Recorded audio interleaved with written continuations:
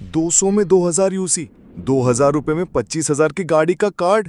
भाई सुनने में कितना अच्छा लगता है। क्या कहूँ, आपके बहुत सारे फेवरेट क्रिएटर इसी टेक्निक का इस्तेमाल करते हैं अपना अकाउंट बिल्ड करने के लिए, और इसी टेक्निक को कहा जाता है सो कॉल्ड कार्डिंग। पहले आप एक सीरियस बात को समझ लो भाई, महाभारत में अर्जुन जी के बेटे जो अभिमन्यु थे, उन्हें सिर्फ चक्रव्यूह को भेदने का ज्ञान पता था, उससे बाहर आने का ज्ञान उन्हें प्राप्त नहीं हुआ था, जिसकी वजह से भाई उन्हें वहां पर बहुत बुरे हालातों का सामना करना पड़ा। ये बात भाई मैं इसीलिए आपको बता रहा हूँ क्योंकि आधे नॉलेज की कीमत कहीं पर भी नहीं होती, इससे आप बुरे हालात में फंस सकते हो। तो देखना है तो वीडियो को पूरा देखो, या यहीं पर आप वीडियो को स्किप कर सकते हो। वार्निंग, ये सिर्फ वीडियो एजुकेशनल पर्पस के लिए बनाई गई है और ना ही इसमें कोई इलीगल चीज प्रमोट की जा रही है और ना ही इसमें ऑडियंस को कोई इलीगल चीज अटेम्प्ट करने के लिए इन्फ्लुएंस किया जा रहा है। तो इस वीडियो को सिर्फ एक सोशल अवेयरनेस की तरह लिया जाए। पहले समझ लो कार्डिंग होती क्या है। कार्डिंग का मतलब होता है किसी के चुराए गए हुए डेबिट कार्ड या क्रेडिट कार्ड बिना उसको पता चले BGMI की यूसी, फ्री फायर के डायमंड जैसी डिजिटल चीजें या आईफोन्स, गेमिंग लैपटॉप जैसे फिजिकल चीजों को खरीदो। पहला सवाल आता है, ये कार्ड चुराए कहां से जाते हैं, बेचे कहां पर जाते हैं और इन्हें खरीदता कौन है। तो इस कड़ी में बहुत सारे लोग शामिल होते हैं। इसमें से सबसे जो पहले और टॉप पर आते हैं वो एक गॉड लेवल के हैकर। ये लोग दो तरीके से कार्ड्स को चुराते हैं। जैसे कि पहला तरीका होता है स्किमर डिवाइस का इंस्टॉलेशन। ये डिवाइस बहुत सारी ATM मशीन्स पर और जहां पर कार्ड से पेमेंट की जाती है वहां पर इंस्टॉल किए जाते हैं। जैसे ही आप अपना कार्ड वहां पर इंसर्ट कर देते हो तो ये डिवाइस आपके ATM नंबर को, आपके ATM पिन को, CVV नंबर को और आपके नाम को कैप्चर कर लेते हैं और अपने मेमोरी कार्ड में स्टोर कर लेते हैं। उसके कुछ दिन बाद भाई जो हैकर होता है वो आकर उस मेमोरी कार्ड को वहां से कलेक्ट कर लेते हैं। तो आप जब भी कहीं पर पेमेंट करने जाओ या पैसे निकालने जाओ तो हमेशा चेक करो कि ऐसा कोई डिवाइस तो वहां पर इंस्टॉल नहीं है।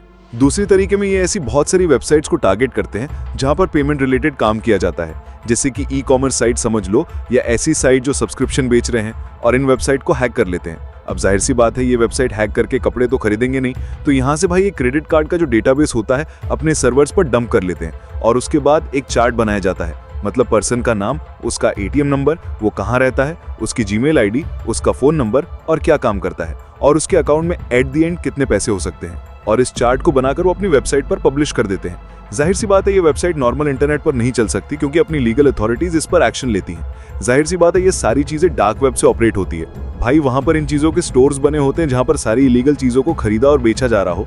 तो मैं आपको कभी रिकमेंड नहीं करूंगा कि आप उस घटिया जगह पर जाओ। भाई worst part of the internet कहोगे तो वही जगह है। अब जो साइट्स हैक हो चुकी होती हैं भाई वो कभी एक्सेप्ट नहीं कर सकती कि वो हैक हो गई थी, क्योंकि भाई इससे उनकी रेपुटेशन डैमेज हो जाती है, यूजर्स का उनसे भरोसा उठ जाता है और उनकी स्टॉक प्राइसेस गिर जाती हैं। तो यूजर्स को पता भी नहीं होता कि उनका डेटा जो है डार्क वेब पर बेचा जा रहा है। तो आप अपने सेफ्टी के लिए मैक्सिमम कार्ड्स पेमेंट अवॉइड किया करो, और अगर करना भी है तो वहां पर कार्ड अपना सेव मत किया करो, या पेपाल जैसी सर्विसेज का भी इस्तेमाल कर सकते हो अपने कार्ड की प्राइवेसी बरकरार रखनी। अब वीडियो में एंट्री होती है भाई प्रो कार्डर्स की। ये लोग हजारों डॉलर्स इन्वेस्ट करके अलग अलग स्पेशलाइज्ड टूल्स खरीदते हैं, जैसे कि anti detect browsers, virtual machines, virtual phone number, virtual mail ID, VPNs, proxies. ये इतना पैसा इसलिए इन्वेस्ट करते हैं क्योंकि गलती से भी इनको इनकी आइडेंटिटी लीक नहीं करनी होती है। उसके बाद घंटों तक, हफ्तों तक घिसकर भाई ये कुछ ऐसे वर्किंग कार्ड ढूंढ लेते हैं जो वेबसाइट एक्सेप्ट कर ले, क्योंकि आजकल की वेबसाइट AI की वजह से स्मार्ट हो गई हैं, जो हर कार्ड को ब्लॉक कर देती हैं अगर उन्हें कुछ शक हो जाता है तो अब आपको क्या लगता है कि ये इतनी मेहनत 100 रुपए की यूसी बेचने के लिए करते होंगे? इन्होंने इतना खर्चा मेरे भाई बड़ा हाथ मारने के लिए किया होता है। यूसी जैसी चिल्लर चीजों में इनका इंटरेस्ट भी नहीं होता। तो अब वो कौन लोग हैं जो इंस्टाग्राम पर, टेलीग्राम पर ये 100 रुपए में यूसी बेच रहे हैं? तो वीडियो में भाई अब एंट्री हो जाती है जो लास्ट कड़ी इस चेन की बचती है, वो है यूजर्स और स्कैमर्स की। क्योंकि भाई जो कार्डर होता है वो इतने पैसे इन्वेस्ट इसलिए करता है क्योंकि उसे अपनी आइडेंटिटी रिवील नहीं करनी होती है, क्योंकि उसे भी पता है अगर उसकी ID गलती से भी रिवील हो गई तो दूसरे दिन उसके दरवाजे पर पुलिस खड़ी मिलेगी और उसके बाद वो कभी भी उगता सूरज नहीं देख पाएगा। इतनी कड़ी सजा भाई अपने संविधान में उसके लिए लिखी हुई है। स्कैमर्स ही होते हैं जिन्हें पता होता है कि चीप यूसी का झांसा दिया जाए तो कोई भी गधा आकर इसमें फंस जाएगा। उसके बाद भाई इनकी मार्केटिंग इतनी तगड़ी होती है कि किसी भी यूट्यूबर को पकड़ लेते हैं, उसे पैसे देते हैं, और यूट्यूबर्स का तो पता है जैसे ही पैसे मिलेंगे मुजरा शुरू हो जाएगा। तो भाई वो यूट्यूबर इनका अंधा प्रमोशन कर देता है। अब एग्जाम्पल के लिए समझ लो, उस क्रिएटर की वीडियो देखकर मैं उनके स्टोर पर चला गया तो पहले मुझे कहा जाएगा कि भाई आप 100 रुपये दे दो, आपको 1000 यूसी दिए जाएंगे। जैसे मैं इनको 100 रुपये की पेमेंट कर दूंगा तो ये कहेंगे कि भाई 100 रुपये का जो कार्ड है वो वर्क नहीं कर रहा है, एक काम करो आप 500 रुपये दे दो, सीधा आपके अकाउंट में 5000 यूसी डाली जाएंगी।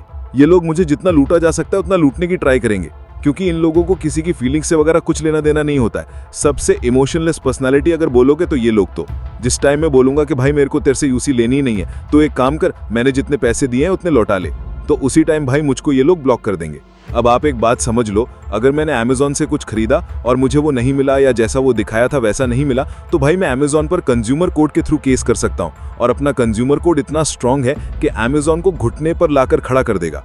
लेकिन इन स्कैमर्स की भाई मैं रिपोर्ट कहीं पर भी नहीं कर सकता, क्योंकि मैंने इनको पेमेंट की है, मतलब एक इलीगल एक्टिविटी में मैं खुद शामिल हूँ। तो पहले पुलिस मुझे उठाकर अंदर डाली। तो आपको कभी भी इन कार्डिंग स्टोर पर या चीप यूसी पर बिलीव नहीं करना है भाई, क्योंकि ये सब पूरी तरीके से स्कैम है। क्योंकि कोई कार्डर एक्सेप्ट नहीं कर सकता कि मैं कार्डर हूं, और जो एक्सेप्ट करता है भाई वो कभी कार्डर नहीं होता, वो स्कैमर होता है। तो अगर आपको देखना है स्कैमर कैसे काम करते हैं, तो भाई मैंने कमेंट में पहला लिंक जो पेस्ट किया है वो उसी का वीडियो है, आप जरूर चेक कर लेना। तो रहा सवाल कि कार्डिंग से भाई अकाउंट आपका बैन हो सकता है, तो हाँ डेफिनेटली बैन हो भाई। यूरोपियन यूनियन और यूएसए के लॉस इस कार्डिंग के रिगार्डिंग बहुत स्ट्रांग है। वहां पर एक रिपोर्ट भी हो गई तो आपका अकाउंट बैन होगा, आपकी जीमेल आईडी बैन होगी और आपका डिवाइस को फ्लैग किया जाएगा। तो कुछ लोग कमेंट में आकर कहेंगे भाई मैं 2 साल से कार्डिंग कर रहा हूं, मैं 4 साल से कार्डिंग कर रहा हूं। तो भाई इस वीडियो को एक ऊपर वाले के इशारे की तरह से समझ लो। तो भाई कार्डिंग कोई कुबेर का खजाना तो है नहीं कि किसी को उसकी चाबी मिल गई और अंधा लूट रहा है।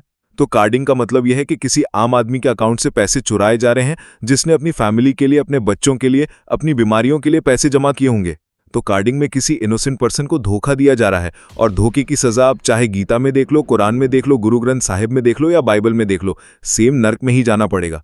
और जो लोग भगवान से ऊपर खुद को समझते हैं भाई, उनके लिए मैंने कमेंट में दूसरी वीडियो पिन कर दी है, जिसमें कार्डिंग का जो मास्टरमाइंड था, जो डार्क वेब पर स्टोर चला रहा था, भाई उसे गिरफ्तार सीआई कर चुका। भाई ये कार्डर और स्कैमर कभी किसी के सगे नहीं होते।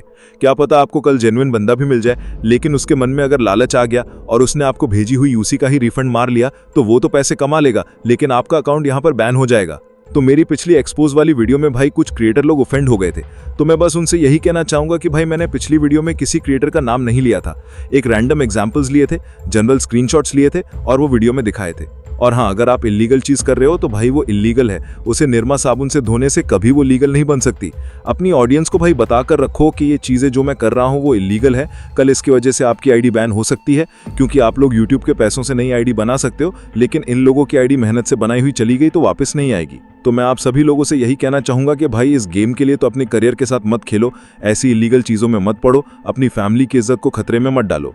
अपनी जिंदगी को इस तरह बनाओ कि आपकी फैमिली को भी गर्व हो, कहते हुए कि ये मेरा बेटा या मेरी बेटी, ना कि वो शर्मों से कहे कि ये मेरा बेटा या मेरी बेटी हो ही नहीं सकती। तो अपना ख्याल रखो, अपनी फैमिली का ख्याल रखो। मैं आपसे अगले वीडियो में मिलता हूं, तब तक के लिए बाय बाय।